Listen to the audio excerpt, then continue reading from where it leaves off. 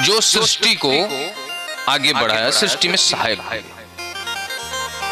कश्यप जी महाराज की 13 पत्नियां हैं, दिति, अदिति, सुरसा, काष्ठा, कद्रु, बनिता आदि। दिति से दैत्य, अदिति से आदित्य, कद्रु से काले नाग, बनिता से गरुड़ पक्षी आदि सृष्टि में सहायक हुए, जिससे इतनी बड़ी सृष्टि की रचना हुई।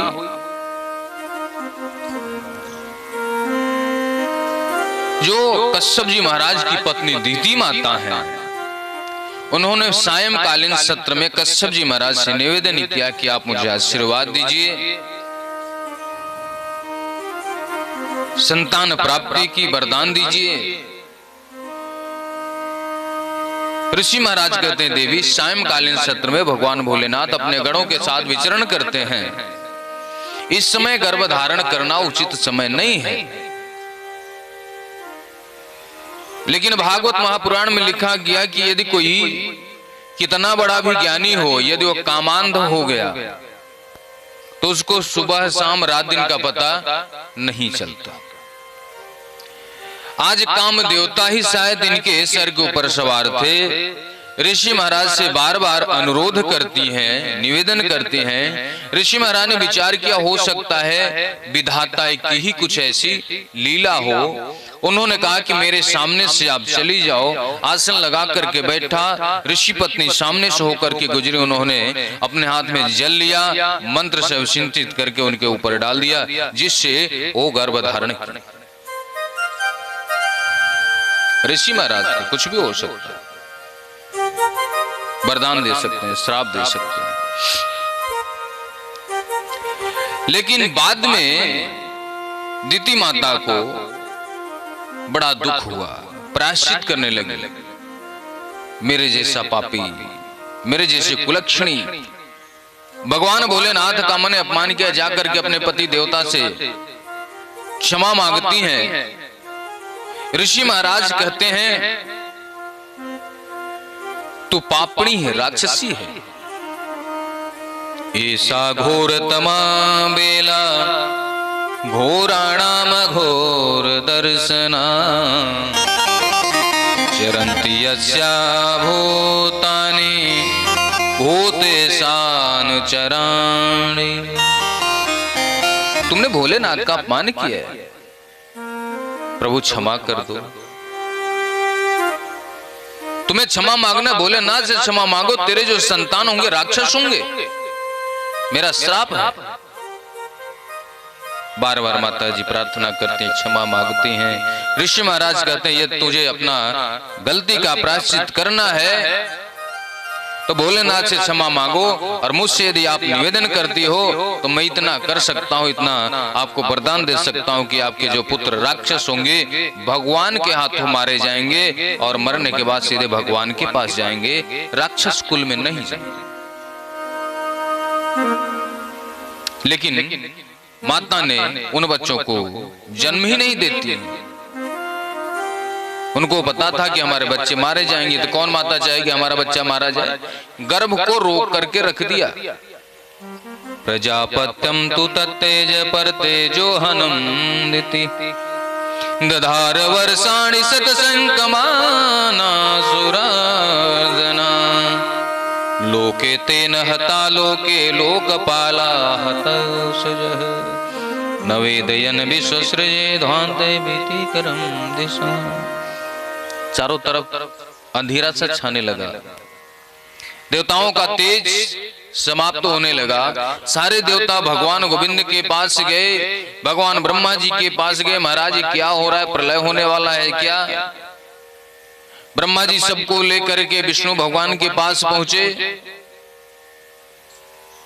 भगवान गोविंद ने कहा कि चलो मैं आता हूं, पहले आप लोग जाकर के माता जी से प्रार्थना करो कि माता जी बच्चों को जन्म दें।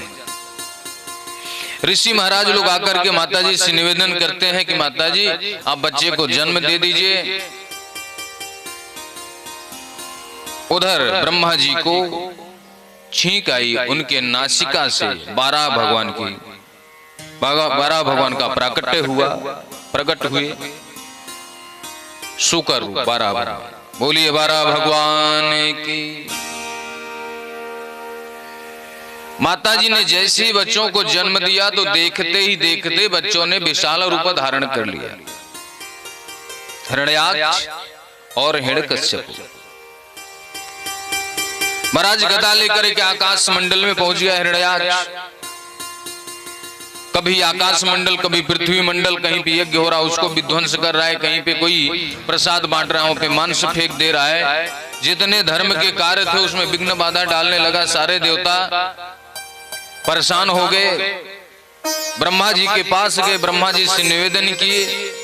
ब्रह्मा जी को छींक आई, उनके नासिका से अंगूठे भर का बालक के रूप में प्रकट हुए।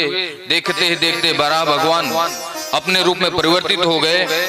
सबने प्रार्थना किया महाराज हमारा कल्याण करो। बारह भगवान बोले समय आएगा तो मैं आ जाऊंगा, आप लोग निश्चिंत रहो। आकाश मंडल में हिरण्याक्ष जा रहा था, उधर से देवऋषि नारद दिख गए। बोले महाराज जय जय राम जी के जयरम्य हो गए, तो बीड़ा बजा लेते हो? हाँ जी बजा लेता हूं।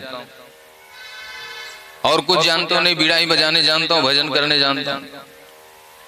राक्षस कहता है कि बीड़ा छोड़ो, आओ हाथ दो दो हाथ हमसे और आपसे हो जाए। मुझे लड़ाई करने का मन कर रहा है, मुझे युद्ध करने का मन हो रहा है, मेरे बाहों में खजली हो रही है। अब मैं सोचता हूं दो दो हाथ हो जाए, बाद में भजन कर लेना। बोले मेरा तो ये कहीं राग है, ये कहीं लय है। श्रीमन नारायण नारायण हरे हरे, भजमन नारायण नारायण हरे हरे।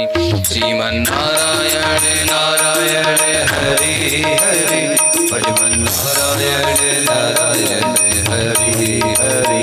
श्रीमन नारायण नारायण हरे हरे, भजमन नारायण नारायण हरे हरे।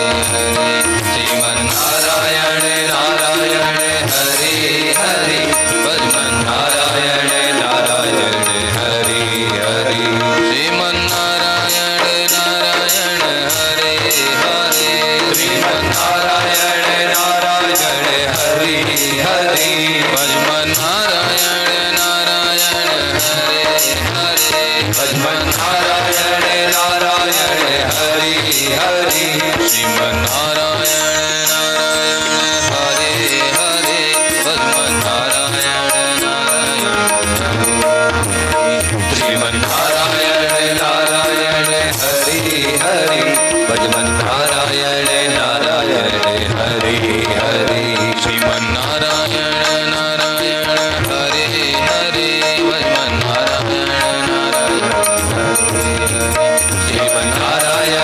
नारायण हरे हरे, भजमन नारायण नारायण हरे हरे। श्रीमन नारायण नारायण हरे हरे, भजमन नारायण नारायण श्रीमन नारायण नारायण हरे हरे, भजमन नारायण नारायण हरे हरे। श्रीमन नारायण नारायण हरे हरे, भजमन नारायण नारायण हरे हरे।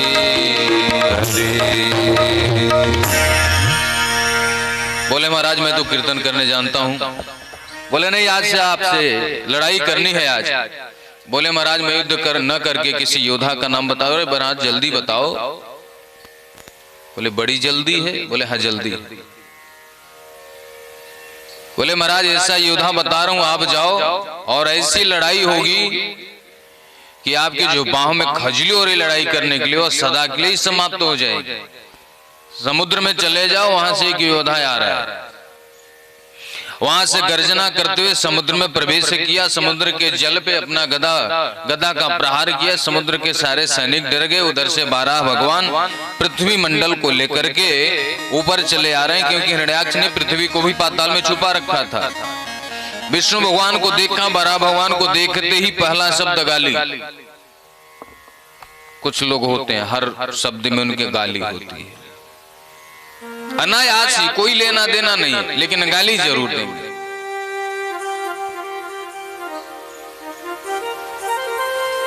वैसी तुरंत कतार मायावी विष्णु बहुत माया करता। आज तुझे पता चलेगा कि माया करने का मतलब क्या होता है। बहुत राक्षसों को मारा। मेरे जैसे राक्षस राज से कश्यप नंदन से लड़ाई करके देखो युद्ध क्या होता, तुम्हें पता चलेगा। भगवान मुस्कुराए, चलो जाने दो, क्या मतलब है। देखो जो भक्त होता है इसको सीखना चाहिए, 3 बार तो क्षमा ही करना चाहिए। फिर उसने कहा, अरे कामी विष्णु गोपियों के साथ घूमता है, आज कश्यप नंदन राक्षस राज हिरण्याक्ष से युद्ध करो तो पता चलेगा युद्ध क्या होता है। तो भगवान मुस्कुराए, आगे बढ़ेगा। तीसरी बार गाली दी, अरे क्या मुझसे लड़ाई करेगा भैया, जंगल में जंगल का जानवर सुअर ही तो है। भगवान ने कहा बहुत हो गया, अब तो समझाना पड़ेगा। भगवान ने पृथ्वी मंडल को एक किनारे रख दिया और कहते हैं आपने बहुत अच्छी बात कही, मैं जंगल का रहने वाला जानवर हूं, लेकिन आप जैसे ग्राम सिंहों को मैं खोजता ही रहता हूं। ग्राम सिंह मतलब होता है कुत्ता, गांव का शेर कुत्ता। तो भगवान ने कहा कि तुम्हारे जैसे कुत्ते को मैं खोजता रहता हूं। तो कहता मुझे कुत्ता बोल रहा है। राक्षस राज को कुत्ता बोल दिया। महाराज गदा उठाया, भगवान के ऊपर प्रहार कर दिया, भगवान से युद्ध होने लगा। गदा युद्ध हुआ, मल युद्ध हुआ,